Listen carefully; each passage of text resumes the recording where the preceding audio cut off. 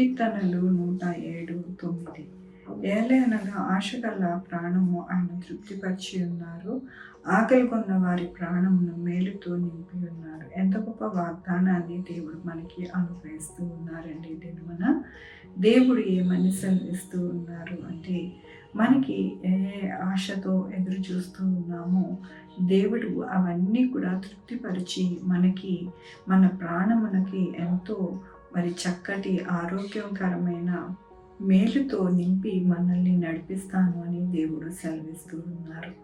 దేవుని వాక్యములోని కష్టకాలమందు వారు యెహోవాకు మొరపెట్టిరి, ఆయన వారి ఆపదల నుండి వారిని విడిపించాను. వారి కట్లను తెంపివేసి చీకట్లో నుండి మరణాంధకారంలో నుండి వారిని రప్పించాను. అవునండి, వారి యొక్క జీవితాలలో ఎలాగ దేవుడు సహాయం చేస్తాను అంటూ ఉన్నారంటే, వారు మొరపెట్టుకున్నారు, వారు దేవుని యొక్క కృపని వేడుకున్నారు.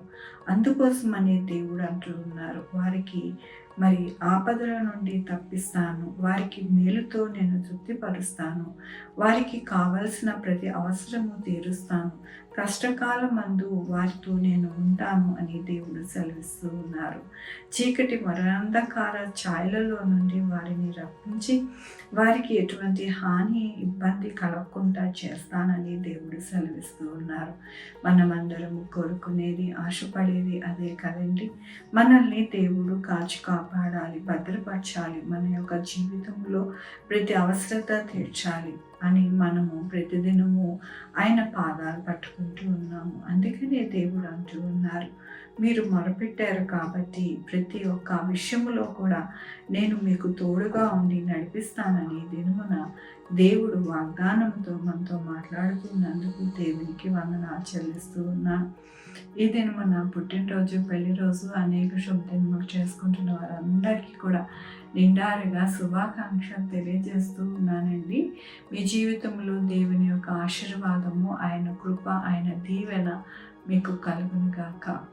ప్రార్థించుకుందామండి. యెహోవా దేవా, నా తండ్రి, నా ప్రభువా, మీ కృపా కనికరాలను బట్టి నీకు వందనాలు, స్తుతులు, స్తోత్రం చెల్లించుకుంటున్నాను. గొప్ప దేవుడుగా మీరున్నారు నాయన. ఎల్లప్పుడూ కూడా మాకు సహాయకులుగా ఉండి గొప్ప కార్యాలు చేస్తారని నాయన మీ పాదాలు పట్టుకుంటున్నానయ్యా. అయ్యా నా తండ్రి, నా ప్రభువా, మీరు నాయన మరణ అంధకార ఛాయల నుండి, అలాగే నా ప్రభు మా కష్టకాలం నుండి మమ్మల్ని విడిపించి మా జీవితాలను సంతృప్తికరమైన జీవితముగా మమ్మల్ని ఉంచుతామని మీరు ఇచ్చిన కృపను బట్టి నీకు వందనాలు. ఇది నా పుట్టినరోజు, పెళ్లి రోజు, అనేక శుభదినములు చేసుకుంటున్న వారందరినీ దీవించండి, ఆశీర్వదించండి.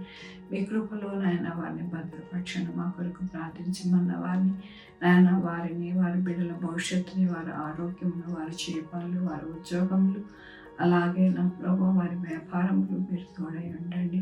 Sugar, BP, thyroid, heart problem, kidney problem, AIDS, cancer, నరాల బలహీనత, పెరాలసిస్, గ్యాస్ట్రిక్ ట్రబుల్, పెద్ద విధమైన అనారోగ్యాన్ని తీసేసి స్వస్థపరిచి అని అన్నారు.